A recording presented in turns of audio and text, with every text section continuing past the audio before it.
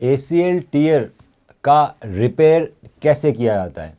दोस्तों, जनरली जब भी आप डॉक्टर के पास जाते हैं, अगर आपकी एमआरआई में ACL tear, high grade tear दिखा रहा है, तो बताया जाता है कि ACL रिकंस्ट्रक्शन करना पड़ेगा। पर दोस्तों, ACL रिपेयर क्या होता है, कैसे वो रिकंस्ट्रक्शन से अलग होता है और रिपेयर कैसे किया जाता है, आज हम इसी पे बात करेंगे। ACL रिपेयर में दोस्तों हम आपका नया लिगामेंट नहीं बनाते हैं, हमें आपके हैमस्ट्रिंग टेंडन से या किसी और टेंडन से नया लिगामेंट नहीं बनाते हैं। जो आपका ACL टूटा है उसी को रिपेयर कर देते हैं। ये सभी कंडीशन में पॉसिबल नहीं होता।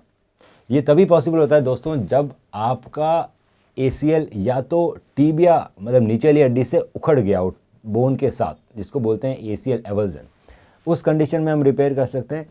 या फिर आपका ACL ऊपर फीमर है, वहाँ से उखड़ गया है, पर उसका पूरा सब्सटेंस जो पूरा लेंथ है वो मेंटेन्ड है और आप हमारे पास जल्दी आए हैं, बहुत लेट नहीं किया है, आप 2 से 3 वीक में आ गए हैं। इस कंडीशन में हम ACL का रिपेयर कर सकते हैं। ACL के रिपेयर करने के लिए मुझे ACL की पूरी लेंथ चाहिए होती है, मतलब वो बीच में से नहीं टूटा हुआ होना चाहिए, या तो वो नीचे से उखड़ा हुआ होना चाहिए बोन के साथ, या वो फीमर एंड से टूटा हुआ होना चाहिए, बिल्कुल एंड से। और आपको जल्दी आना है, आप लेट आते हैं तो रिपेयर के चांसेस कम हो जाते हैं। पास्ट में बहुत सारे रिपेयर पहले किए जाते थे, पर लगभग सारे फेल आते थे दोस्तों। क्यों? क्योंकि जब हम रिपेयर करते हैं और अगर हम उस रिपेयर को बचा के नहीं रख सकते, क्योंकि आपकी पूरी बॉडी का वेट आपके घुटने पे आता है, जब आप चलते हैं तो आपके घुटने पे आता है, पैर बैंड करते हैं तो स्ट्रेन पड़ता है। इस कंडीशन में अगर आपने ACL को रिपेयर किया है रिकंस्ट्रक्शन के बजाय, तो बहुत चांस रहते हैं कि वो वापस फट जाएगा, क्योंकि वो रिपेयर इतना स्ट्रांग नहीं हो पाता कि वो आपकी बॉडी का वेट और फ्लेक्शन, एक्सटेंशन, इस तरह के मूवमेंट झेल पाए इनिशियल स्टेज के अंदर। रिपेयर करने के लिए बहुत ज़रूरी है कि आपको रिपेयर करने के बाद उसका फाइबर टेप इंटरनल ब्रेस करना चाहिए। अगर आप फाइबर टेप इंटरनल ब्रेस कर रहे हैं, इसमें रिपेयर के बाद हम फाइबर टेप का इंटरनल ब्रेस बनाते हैं रिपेयर लिगामेंट के अराउंड।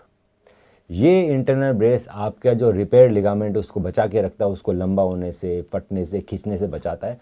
और जब से फाइबर टेप इंटरनल ब्रेस को लोग करने लगे, रिपेयर के केसेस ऑल ओवर वर्ल्ड काफ़ी बढ़ने लगे। रिपेयर से फ़ायदा ये होता है कि आपका हैमस्ट्रिंग टेंडन नहीं निकालना पड़ता। रिपेयर से फ़ायदा होता है कि जो नर्व एंडिंग्स हैं और जो ACL की नेटिव नर्व एंडिंग्स है वो सब बची रहती है दोस्तों। वो हैमस्ट्रिंग टेंडन डेवलप होती है कुछ महीनों के बाद इस कंडीशन में, क्योंकि आपका ओरिजिनल लिगामेंट ही रिपेयर कर दिया गया है, तो वो बची भी रह जाती है। तो रिज़ल्ट इसके अंदर बेटर आने के चांसेस रहते हैं अगर वो अच्छी तरह से रिपेयर हो जाए और साथ में रिपेयर को फाइबर टेप इंटरनल ब्रेस से प्रोटेक्ट किया जाए। तो दोस्तों, बहुत ज़रूरी है कि कभी भी रिपेयर होना है तो फाइबर टेप इंटरनल ब्रेस होना ही चाहिए, अदरवाइज़ रिपेयर के फेलियर के चांसेस बहुत बढ़ जाते हैं। अगर आपको MRI में ACL टीयर या ACL स्ट्रेन या कुछ भी इस तरह का लिखा हुआ आया है और आप डाउटफुल हैं कि आखिर इसमें बिना सर्जरी के ठीक होना है, या इसमें अगर सर्जरी करनी है तो रिकंस्ट्रक्शन कराएं या रिपेयर कराएं, या कौन सा इम्प्लांट यूज़ करना चाहिए, अगर आप डाउटफुल हैं तो आप हमें अपनी MRI रिपोर्ट भेजिए। हम उसकी डिटेल में स्टडी करके बताएंगे कि सबसे बेस्ट क्या रहेगा आपके लिए, कि नॉन सर्जिकल मेथड रहेगा, रिपेयर रहेगा, या फिर रिकंस्ट्रक्शन रहेगा। नीचे हमने अपने नंबर दे रखे हैं, आप उस पर व्हाट्सएप कर सकते हैं और हम उस पर फ्री में ओपिनियन देंगे।